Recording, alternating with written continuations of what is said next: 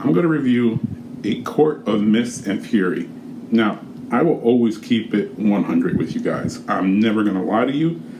If I read a book, like physically read a book, I will tell you I read this book. If I listen to it on audio, I will tell you I listened to audio. If I do an immersive read, I will tell you I did an immersive read.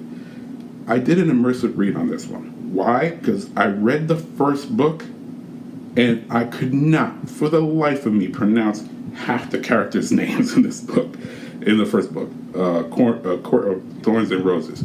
So I said, this one I need to do an immersive read because the main character, I couldn't pronounce her name. If you go watch the video I did on that one, it'll be up top there. I think by the end of it, I was just calling her Fee because I couldn't figure it out. I just did not know how to pronounce her name. Apparently, it's Feyre was the main character, and Feyre is the main character here. I was surprised in the first book because I'm usually not into these types of books. I thought the first book did a great job of keeping some of the mystery going. I felt like there was something going on, but I couldn't figure out what the heck it was. And when they revealed everything, I was like, oh crap, it threw me off. I was like, man, that was a good plot twist. I was excited to get into this one. And again, my wife was the one that told me about these books, and she was like, you have to read it, you have to read it, you have to read it. So I read this one.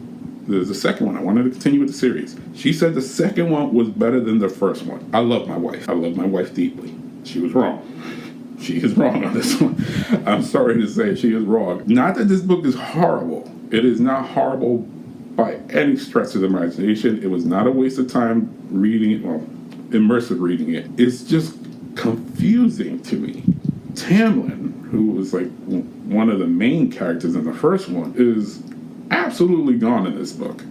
I think he's in it up to chapter 13. There's 69 chapters.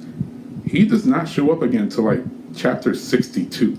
Just like disappears. His personality is completely different in this book.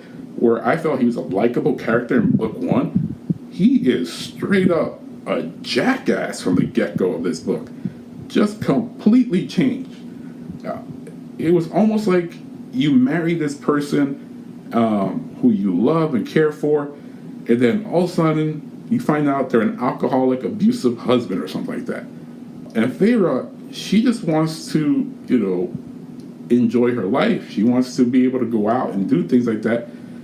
But Tamlin's like, no, you're stuck inside this house and blah, blah, blah, blah, and just like keeping her trapped.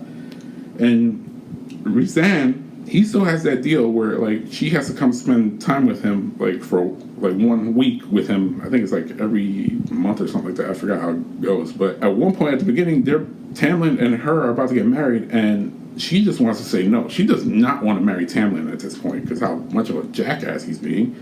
And I guess Rhysand and her have some type of connection, and he feels her pain and struggle. So he comes and rescues her and is like, hey, it's time for her to come spend a week with me, dude. Sorry, I don't care if it's your wedding. She's coming with me. So she goes with him. Basically, Rhysand saves her, starts teaching her how to read, care of her and everything. And apparently, there's a war coming. There's this king from Hepburn or something like that is going to attack, the land where Feyre's sisters are at and everything. And they're building up this character, but the problem is like you never get the point of view of that character.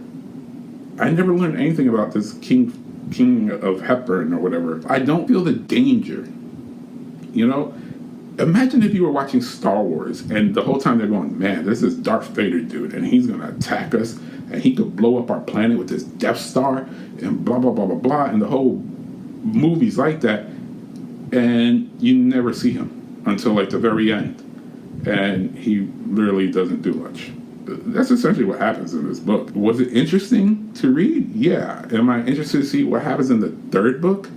Yeah, because I'm hoping it does more than what this book did. Even the final couple chapters where you think, okay, now it's revving up, now something's going to happen, it just doesn't meet my expectations. It's kind of a letdown where I felt the first book it just kept building and building and building and building. And when it got to the end, I was like, oh my God, all this happened, all this stuff is happening, and it's building on the story, and I could feel a sequel to it.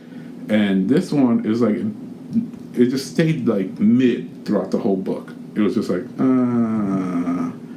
and then it gets to the end, and you're like, okay, there's going to be a little bump. There's a little bump, and it's like, nah, let's save it for another book. So for me, this is like a 3-star.